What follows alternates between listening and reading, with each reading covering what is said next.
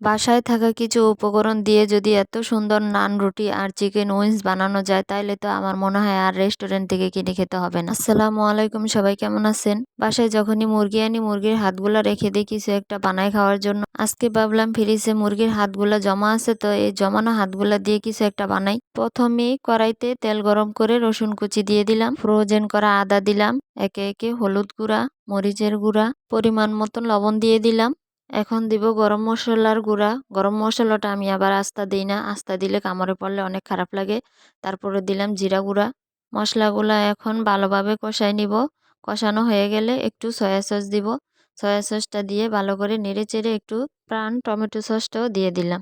এখন ধুয়ে রাখা মুরগির হাতগুলো মশলাগুলোর মধ্যে দিয়ে ভালো করে কষিয়ে নেব। যতক্ষণ পর্যন্ত মশলাটা গোছের গায়ে না লাগবো ততক্ষণ পর্যন্তই আমি একটু ভালো করে নাড়ব। মশলাটা যদি গোছের গায়ে 10-15 মিনিট আগেই মাখায় রাখতাম তাইলে মনে হয় আরেকটু ভালো হতো। আমি যেহেতু মাখায় রাখিনি একটু ভালো করেই কষাবো।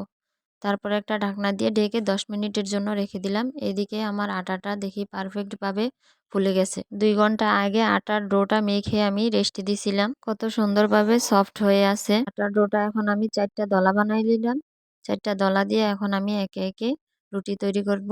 আটার গোল্লাগুলা একটু মোটা মোটাই রাখছি যাতে রুটিটা বেললে বেশি পাতলাও না হয় আবার বেশি ভারীও না হয়, মিডিয়াম পারফেক্ট ভাবে হয়। গোল করে রুটিগুলা বেলে নিলাম একে একে। সবগুলা রুটি বেলা হয়ে গেছে। এখন দেখি মুরগিটা আমার কি অবস্থায় আছে।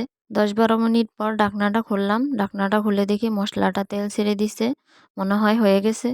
নিচের দিকে মশলাটা হালকা হালকা পোড়া লাগছে, ওইটা আমি আবার খুরচন দিয়ে ভালো করে উঠাই দিলাম। ততটাও লাগে নাই, অল্প পরিমাণে লাগছে। কড়াইটা এখন চুলার থেকে নামায় রাখবো। ফ্রাই প্যান বসাই দিলাম রুটি সেকার জন্য। এই যে রুটিটাও আমার সুন্দরভাবে হইতাছে। এই ফার্স্ট টাইম ঘরে নান রুটি বানাইলাম, আগে কখনো বানাই নেই। এত সুন্দরভাবে যে ঘরেও বানানো যায় আগে জানতাম না। এগুলা বাজতে আমার অনেক ভালোই লাগতাছে, কারণ রুটিগুলো এত সুন্দরভাবে হইতাছে। একটার পর একটা যেটাই দিতেছি সেটাই কত সুন্দরভাবে ফুলতাছে। তো একে একে আমার রুটি বানানো হয়ে যাইতেছে। যে রুটিগুলো আমি নামাই নিতেছি।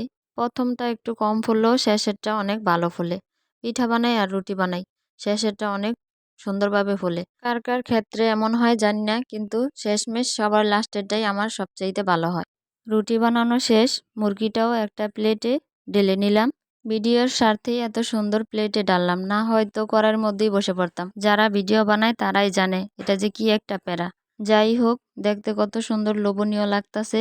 এদিকে আমার ছেলের তো আর তর সইতেছে না। পরে বলতাছি দাঁড়া একটু সস দিয়ে নেই, ও বলতাছে সস লাগবো না এমনি খাই, একবারে চেটে পুটে খাচ্ছি।